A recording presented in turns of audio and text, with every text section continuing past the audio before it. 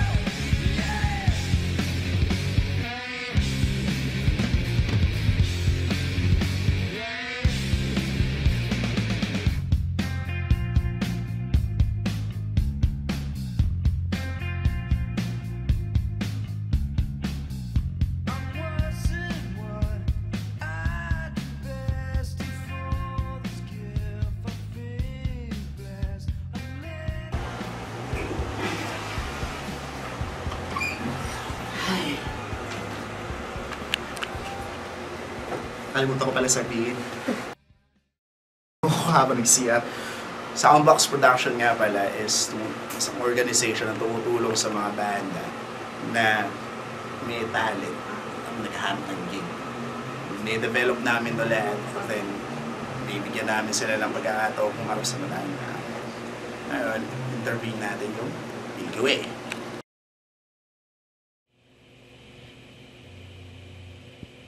And then, like what I promised, Milky Way, pare. Konti na yung buwanak pa eh. Pero sige, taray, first off, introduce nyo muna yung mga sarili nyo. This fucking lemon, alright? Jerome. Aldito. Ray. Alam ko, kulang kayo, pare. Wala tayong drummer. Eh, paano na? Arch. So, paano mo na-coin-out yung pangalang Milky Way? Sabi mo, pumunta ka sa Madrid na kwa. Tapos paglabas mo, ayun na, Milky Way na yun. Yeah, man. Ayos. Nga lumabas. Tapos sabi ko, shit, Milky Way. Then, nagpunas-punas ako. Then, sabi ko, hey man, naisip ko,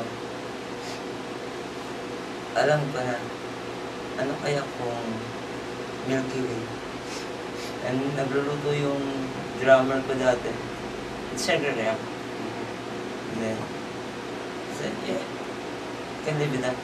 Ayos. Pero ano, let's talk about influences. Paano kayo nabuo? Paano kayo nagkasundo sa influences? Ano ba influences? Ano ba, locally or internationally? Muna ka, Len. Kasi nagsuicide si Kurt eh. So, Kurt Cobain, Nirvana. Ayoko dati yung metal dati kasi yung mga dating metal parang ang haba ng buhok nila tapos parang ba yung dating. And then Slash came, Slash school. then Nirvana. Nag-suicide siya, then, yun, grunge. Grunge band, then nagang, So, most influences ka sa mga grunge bands. Mga ganun. mostly, yeah. Mostly. Alright. Ikaw, pare, saan galing influences mo? Ako naman, narinig ko yung sa Linkin Park tapos sumunod Red Hot Chili Pepper. Funky. Crossover ng metal. Ikaw, pare. Mostly kasi punk yung ano, influence ko eh. Yung mga Ramones, Sex Pistols. Mabigat na pala yung mga influences ito, Ray. Ay, ako ano, simula ako sa boy band. Westlife. Oo. Gusto rin ako dyan eh, Backstreet Ayos naman ako. Boys. Gusto ko yan. Ay, pag hindi mo na, ano yan, narinig yan, hindi ka mabubuhay. Tama. Ang magandang ano, minsan, kailangan mong ano, pakinggan lahat, hindi yung iisang genre ka. Don't stick with one Oo, genre. Right? kahit saan naman ako eh. Tama yan. Metal, o ano, gusto ko nga mag-reggae. Gusto kong bumuo ng reggae rin. Bob Marley. Oo, tama. Mga Wala influence. namang problema dun eh. Kasi individuality nga. So, let's go to the next question tayo. Para medyo pang away-away naman natin yun. Pare-parehas. Yan. Ano to? Ewan, mauna ka na. Give me 4 words or 4 sentences describing the individual na kabata na kakaharap mo kayo. Ba, si Ray. Sumay. Yun. Ganon.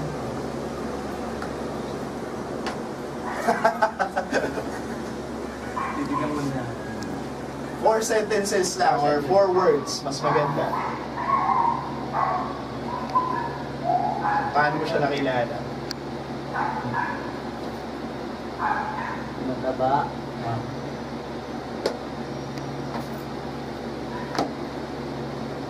Mataba rin. Hindi mataba. Good job. Sabi ko 4 pero tig-isa lang yun. Pare, mawala. Sunod ka na. Lemon, rock and roll yan. Kung ano gusto niyang gawin, gagawin niya. Yes. Kuna, pag walang yose, walang energy yan. Parang gusto niya, lagi may anak. Si Carlito naman. Lato?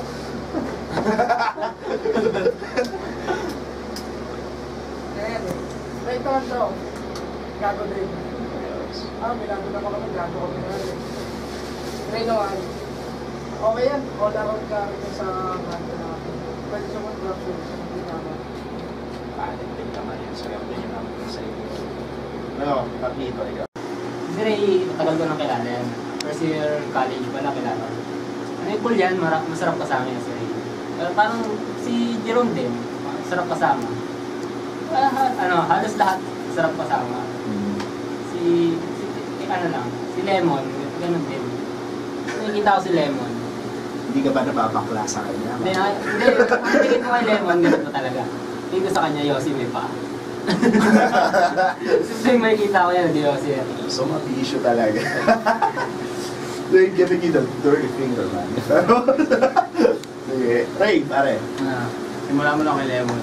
Kasi Lemon, nung di pa ako part ng Milky Way, napanood ko sila. Para akong parang nagka-star yung mata ko. Magpi, parang si Oasis, parang gano'n yung Parang si Liam Gallagher, no? Ako, parang na-miss ako sabi ko kay Gabi, nagtutugan nyo. Thomas Levan yung Tapos mga ilang araw na pero si Carlito naman ako. Si Carlito dati pa lang tinuturuan ko siya mag-gitara. Di ba siya marunong mag-gitara noon? Tinuturuan ko siya sa school namin sa SDI. Lahat ng mga kalokohan ko alam niya. Mga kalokohan niya alam ko rin. Para kayo mag-jowa, gano'n. Hindi naman mag-jowa. Parang kami. Body-body. Body-body. Nice, sir. Si Jerome naman, nakilala ko yan sa nung nasa Battle of the Bang kami sa SDI. Magkakalabang kami. Yun, sa may palad din kami nakapasok. Parehong Nakapasok kami nun, di ba yung una? Ay, yung una, di ba ako Tapos yun, simula nung kinuha nila si Jerome as basis na. Ni Lemon pa rin. Hindi ko pa nabanggit si Lemon na... Ay, si Lemon. Si Lemon talaga yan, ano. Nakikita ko kay Lemon may ano talaga eh. Para siyang star. Parang ano, may mararating. Sa performance yan eh. Kulangan talaga, ano eh. Suporta. Point out namin, uy, parang ano to, parang Dead Nails. Kung kilala niyo yung bandang Dead Nails, na may antics sa stage na yung vocalista nagbabali-bali itong sa stage. Which leads me to another question, pare. Paano ka nakakuha ng ganong lakas ng loob? O paano mo nabubuo yung ganong antics sa stage? Minsan pagka you feel the pain, everything, ang hirap magbanda eh. Say what you're feeling on stage before the gig. You want to let it all out. Expression lang talaga. Alam mo may expression. Kalimutan mo na yun after ng gig. Siya ka na ulit. Kaya boy, so okay lang yung antics ni Lane sa inyo? Kami pagkatapos tumugtog, nakangiti kami. Okay, kasi sa antics nyo, sa stage, ataan buwabati sa inyo eh. Uy, paangas nyo, di ba? Parang nga kayong yung namayapang days. Pero hindi ba kami namayapa? Hindi pa. Hindi pa kayo namayapa, which is your building. Which is nice. Ang ganda na. Kung kayong seryosong question. Individually nyo sasagutin, eh. Siguro nakatugtog na yung soundbox, syempre, Emmys, may ibang production. Pero dito na sa Tondo, bigyan niyo ako ng individual isa-isa. Top 3 na band ng gusto na gustong-gusto niyo sa Tondo. Ako nga simula. Oo. Number 1, liberal. Sila Brian. Kasi unang ko sila sa mga movies. Na talaga ako na ng pagkaka-arrange ng kanta nila. Talagang synchronize, catchy, malinis yung mga tunog nila. Tapos yung mahalaga doon yung message nila eh. Yung lipunan. Tama kayo, maka-political nga sila. Nakita ko pala. Tsaka yung siya, down to earth palagi. Yun yung nakikita ko sa banda. Pangalawa, Skid Sapra. Parang Skid Sapra. Ginusto niyo sila? Yes. Tangin na. Sa BKB. Skid Sapra. Skid Sapra, may pagkaano sila eh. Natatema sa mga panahon. Gumagawa sila ng mga kanta. Halimbawa, yung yung sa SAP 44, gumawa sila ng event. Sumama sila sa event na gano'n. Yung music nila, parang tago sa puso. Saka siguro Last mo. panghuli, JLF. Sila JLF. Ricky. Mga brother band yung mga sila Ricky. Basta nga tao yung manager. Ayun, mga... Bakit? Kwela si Jing eh. Talaga Wow, okay. Hindi ko pa kilala yung Milky Way. Kilala ko na sila eh. Talagang si Jing. Talaga. Tropang-tropa. Hindi, talagang performance level talaga siya. Hinahanga ko siya sa inside and out. Bait siya. Tropas. Kalibran. Bakit Kalibran? Kasi sila mabait sila, parang approachable sila. Skid Sapra, o bakit? Ganun din, approachable din sila. Sino? Comfortable? Thursday. Hindi ko ma-approach yun. Anyway, sige, last, yung kanina bang JLF, bakit? GLF kasi dati, parang brother band yan. Kasi basis nila si Robert pa nun. Naging basis din namin Si Apia. sa Milky Way. Naging basis din namin basis nila. Kaya, Pagkukita ba yun? Hindi pa. Ikaw, pare. So, yung parade, tropa ko kasi sila. Afraid. Ayos yan eh. Tinatawag na Papa Jack. Sunod, Plado Babel. Okay. Solid yun, solid. Angas. Gumitna pa kami sa musak nun. So, and then, Calibral. Pinag sa Andrea kasi sino gusto mo sa si Andrea? Yung drummer? yung basis siguro Si Kids. So, milim kang patigi, Kids. Hindi, makinis lang yung nag-isip. That's a nice one. Only here at Soundbox, pare. Calibral kasi wala siyang boobs eh. Si Brian, meron. Basta rado eh. Ayaw mo Hindi ako nun. may mga hair. Nakadalawa na. Pangatlo mo. Well, you. Me? Closer man. Hindi na ako closer eh. Whatever. Whatever, sure band man. Kasi, alam mo yun, nung one time na wala kaming cymbals, and then, you help us Oh, syempre, para sa You know. ano yan. play. Yun yung sa district eh. Yung una tayo nagkakilala. And that is what band is for, Closer, you know? closer yun. The brotherhood. Yun talaga yun. Yeah, you're cool. Nice, man. Have fun. Saka yung isang banda pa lang malupit dito sa Tondo yung Nero Band. Dati sa kwerda sila, papakinggan mo. Yung Halip ni Judas. Grabe. Nandun pa si Rene nun eh. Buhay pa. Nakakalungkot na eh.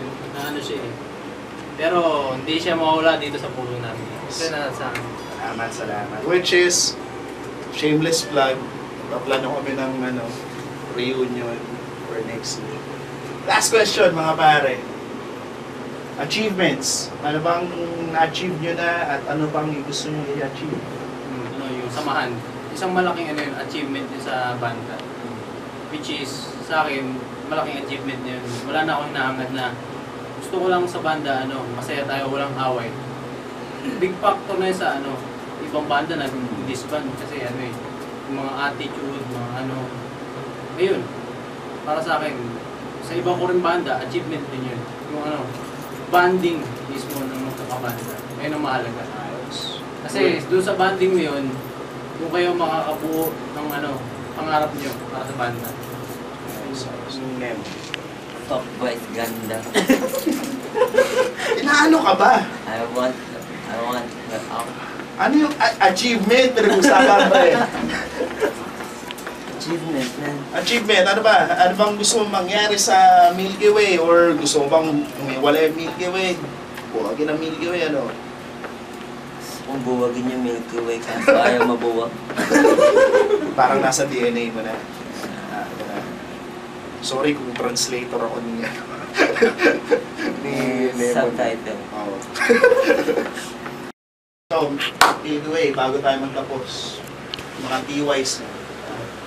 On behalf of Milky Way, Jerome, Carlito, Ray, and Lemon, we would like to thank Bandstand Philippines, Pinoy Music Bureau, and Kuya Bata on the Rock, Indie Music, Banda Pilipinas, MayumiBeats.com, Indie Sikat, tsaka itong tinatayuan natin ito, Soundbox Rehearsal Studio, Yeah! which is Isang kata, kaya isang katutak. si Ate Lolit, Kuya Jet, kabanda ko dati si Jello, brother, Indie Sikat, and ang ating tutugtugan sa May 16, Muzak Bar, at ang production nito ay Soundbox Production. Yes. Yun lang. Punta kayo at panoorin ang mga malalapit na banda. That was it. Ladies and gentlemen, pare. Thank you, Wayne. Thank you.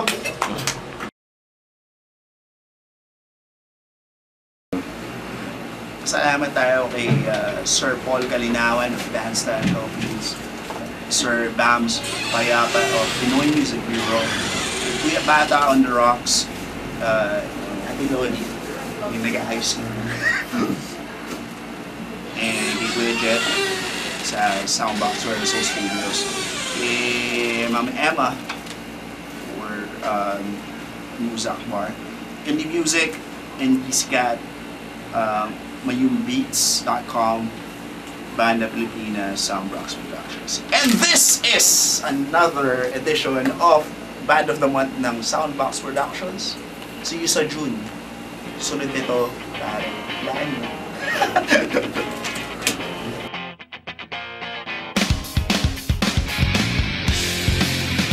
Lemon. Sama yung camera. Saan natin sa camera? Hindi ko alam, nasabayan ko lahat. Kahit dito. Wala lang yun. Hindi wala itong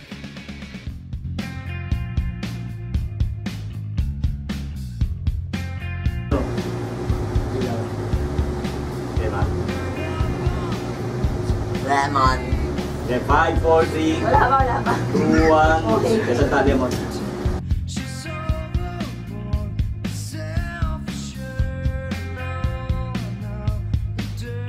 Ito na, pare. You win. Thank you. Yossi. Hirap na lang. Ito,